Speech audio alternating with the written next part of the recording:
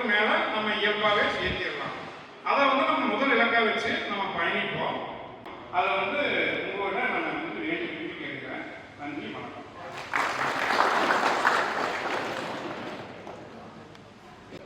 எப்படி இந்த வீத லீடர்ஸ்ல நம்ம போய் உறுப்பினர் ஆகும், அது விஷயமா என்ன செய்யணும்? ரஞ்சித் அவங்க நான் வந்து உறுப்பினராக இருக்கேன். என்னோட ஃபோன் நம்பர் போட்டேன்னா ஜாயின் தி மூவ்மெண்ட்னு ஒரு ஆரஞ்சு கலர் பட்டன் இருக்கும். இணையதளத்துக்கு போனீங்கன்னா ஜாயின் தி மூவ்மெண்ட் கிளிக் பண்ணும்போது உங்களோட ஃபோன் நம்பர் கேட்கும். உங்கள் ஃபோன் நம்பர் கொடுத்தீங்கன்னா உள்ளே போயிடும். லாகின் ஆகிட்டு உங்களோட பேர், பிறந்த தேதி, அப்புறம் ரெஃபரல் கோட் இருக்கும். அது நீங்கள் செகண்ட் டைம் பாயிண்ட் சொல்லும்போது அதை நம்ம எதுன்னு சொல்லுவேன்.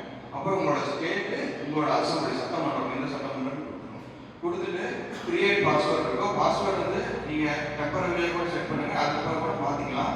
அப்போ உங்களோட பாஸ்வேர்டுங்கிறது ஒரு செட் ஆஃப் ரூல்ஸ் வச்சுருக்காங்க. ஒரு upper case, special character, number இருக்கணும் அப்படிங்கிற மாதிரி 8 டிஜிட் இருக்கும். இந்த காம்பினேஷன் 8 டிஜிட் இருந்தால் போதும். இதை நீங்கள் கொடுத்துட்டு சென்ட் ஓடிபின்னு கீழே ஒரு பட்டன் இருக்கும், ப்ளூ கலர் பட்டன். அந்த ப்ளூ கலர் பட்டன் கிளிக் பண்ணிங்கன்னா உங்களுக்கு இந்த சட்டமன்றம் வந்து நான் மேற்கு இருந்தேன், இப்போ நான் வந்து மொடலூசி வந்திருக்கேன் அப்படிங்கும் போது அந்த ஃபியூச்சர் நான் வரல. வந்ததுக்கப்புறம் உங்களுக்கு எல்லா தகவலும் வந்து மேலேருந்து வருங்க. பட்டன் போட்டுங்களுக்கு இப்போ உங்களுக்கு பட்டன் போட்டுருக்குன்னா உங்களோட மெம்பர் போட்டு நம்மளோட லாகின் பண்ணிடுங்க.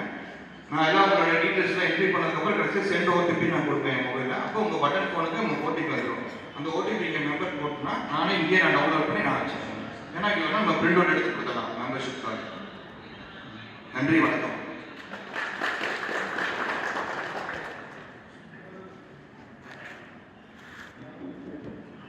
அடுத்தபடியா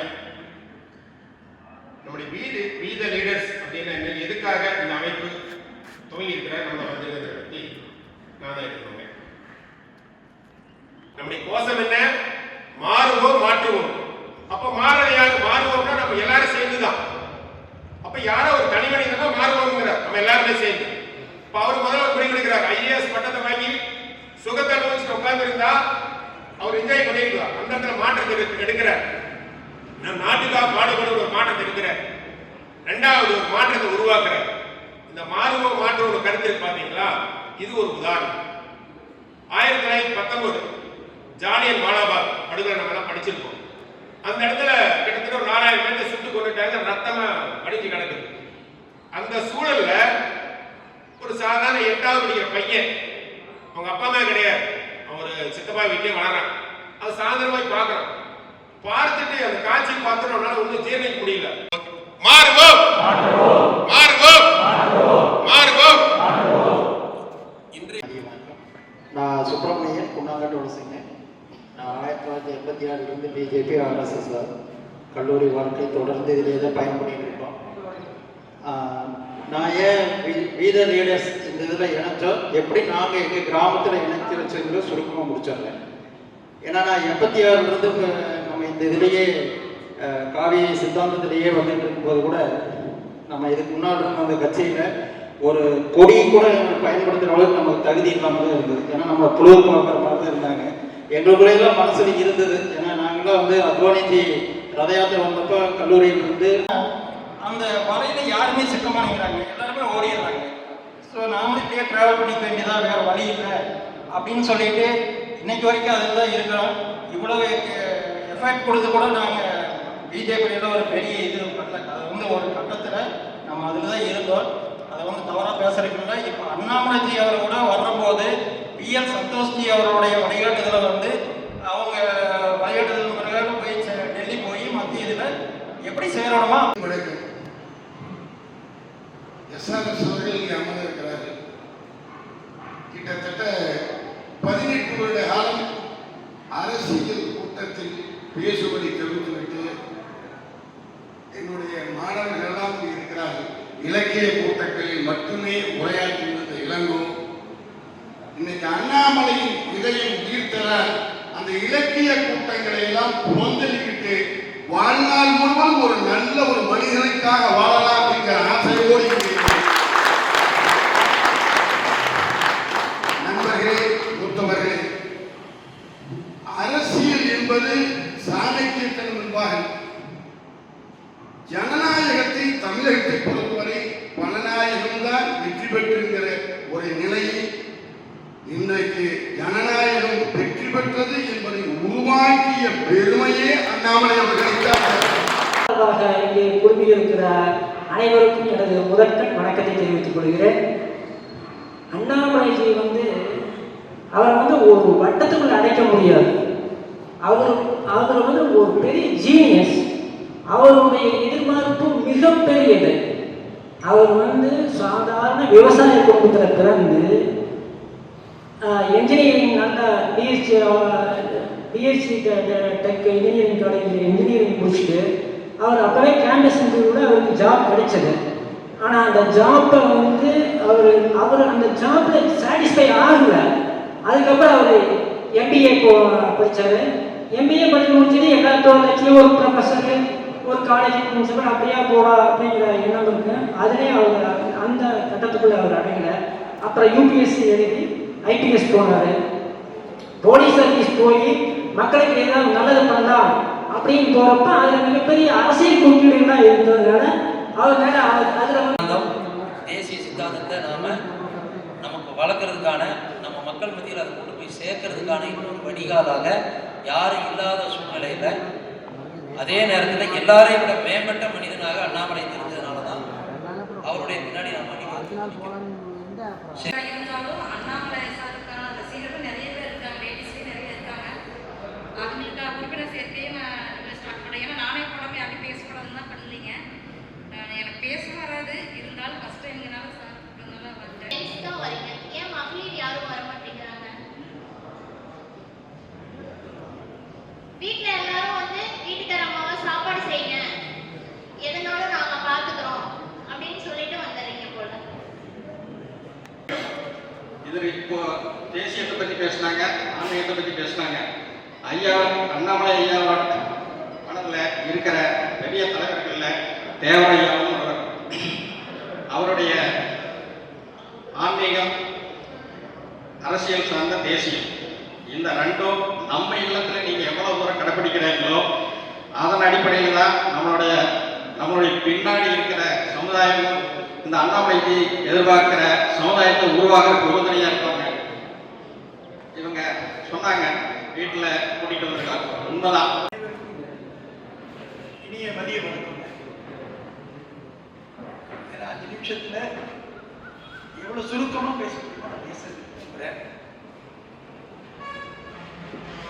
நம்ம ஒண்ணுங்க, நான் இந்த செய்தியை சொல்றது தலைவருக்கு நான் எவ்வளவு நெருக்கங்கிறதுக்காக சொல்லல, தலைவர் ஏன் அரசியல் வந்தாருங்கிறதுக்காக நான் சொல்ல வேண்டியது என்னுடைய கடமை.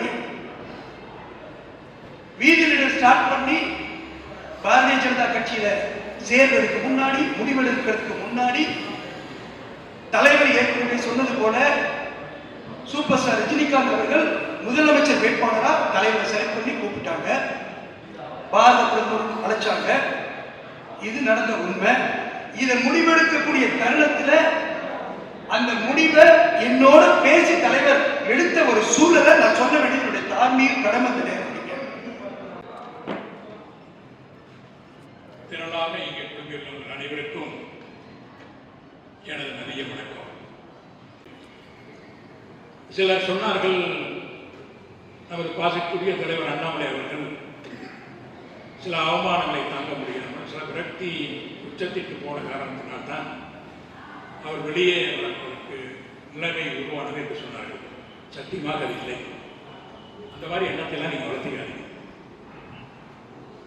அவர் ஐபிஎஸ் ஆபீசர் பதவியை ரிசைன் பண்ணிவிட்டு அரசியலுக்கு வர வேண்டும் என்று முடிவு செய்வதற்கு காரணமே அன்றைக்கு கர்நாடகாவில் இருந்த இன்றைக்கு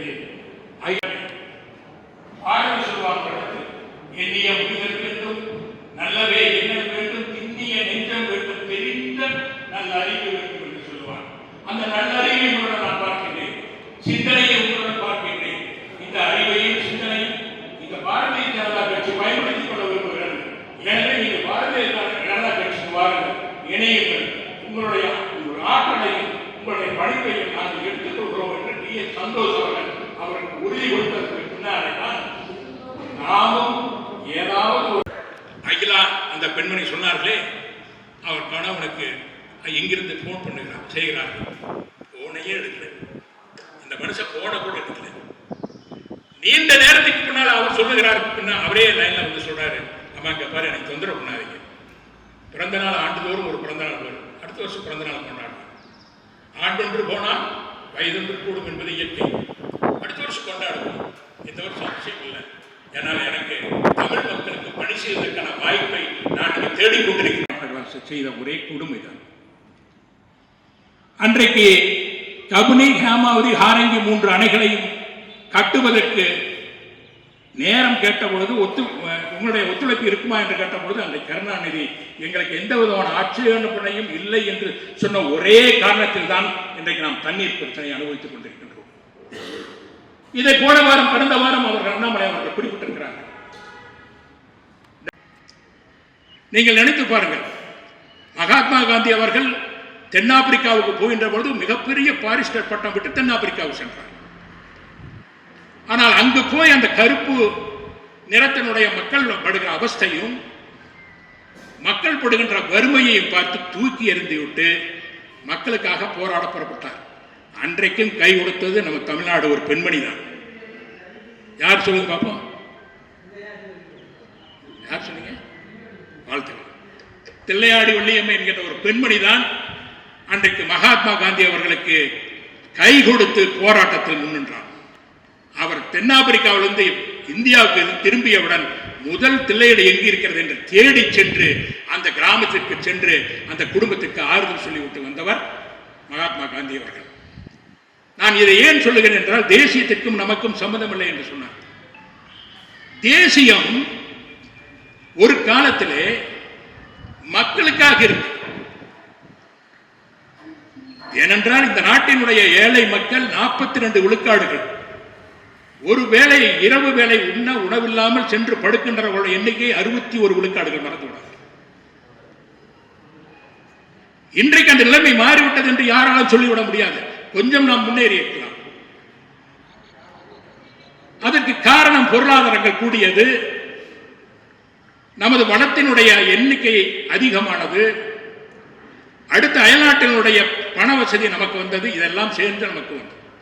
ஆனால் அந்த ஒரு காலத்திலே நம்மிடம் வறுமை மிஞ்சி இருந்த காலம் இன்றைக்கு குறைந்திருக்கிறதே தவிர வறுமை முழுவதும் நம்மை விட்டு போய்விட்டது என்று யாருமே சொல்ல முடியாது. நான் பாரதிய ஜனதா கட்சியில் இருக்க விரும்பவில்லை என்பதற்கு காரணம், நான் ஒரு இயக்கத்திலே இருந்து வேகமாக செயல்பட்டு என்னால் முன்னேற முடியும் என்பது எனக்கு தெரியும். தனிப்பட்ட முறையிலே அண்ணாமலை வளர்ந்து விடுவார். 3 விழுக்காடு கீழே இருந்த பாரதிய ஜனதா கட்சி 18 விழுக்காடு கொண்டு வந்தவன் அவன். தனிப்பட்ட அண்ணாமலையை விட்டால் வளர்ந்து விடுவான். அது வேறு விஷயம். ஆனால் நான் தமிழ் மக்களோடு சேர்ந்து, அவர்களோடு சேர்ந்து நான் வளர விரும்புகிறேன். அவருடைய வளர்ச்சி தான் என்னுடைய வளர்ச்சி. அந்த வளர்ச்சிக்காக தான் நான் இந்த இயக்கத்தை ஆரம்பிக்கிறேன். அதுதான் We the Leaders. We the Leaders என்பதை இன்னொரு முறையை சிந்தித்து பாருங்கள். We the Leaders, அந்த We என்பதை மட்டும் அது நான், நாம். யாவர் சொல்லியிருக்காரா? I am the leader of this அப்படி சொல்லியிருக்காரா? We the Leaders, நாம் அனைவரும் தலைவர்கள். அதிலே கூட இன்னொன்று சொல்கின்றார், அறம் செய்ய விரும்பு என்று சொன்ன அவ்வை நீ அறம் செய்தாலே போதும் என்கின்ற காலத்திற்கு வருகின்ற பொழுதுக்கு முன்னாலே சொன்னாலே அதைத்தான் We the Leaders செய்யும் என்று சொல்கிறார். டிவிகே 141 ஓட்டு, டிஎம்கே 140 ஓட்டு, பிஜேபி சார்பாக நாங்கள் அண்ணாமலை பின்னால் தான் இருந்தோம். நாங்கள் 241 ஓட்டுகள் பெற்றோம். இதே மாதிரி எல்லா வார்டிலும் நாங்கள் 15 வார்டிலும் பெறுவோம் மற்றும் மற்ற வார்டுகளுக்கும் எங்களுடைய ஆதரவை தருவோம் என்று சொல்லி வாழ்த்துக்கு நன்றி கூறி விடைபெறுகிறேன். நன்றி, வணக்கம். The Leaders மொடக்குறிச்சி ஒன்றிய உறுப்பினர் சேர்க்கை மற்றும் கலந்தாய்வு நிகழ்வில் கலந்து கொண்டுள்ள அனைவருக்கும் மனமார்ந்த நன்றியை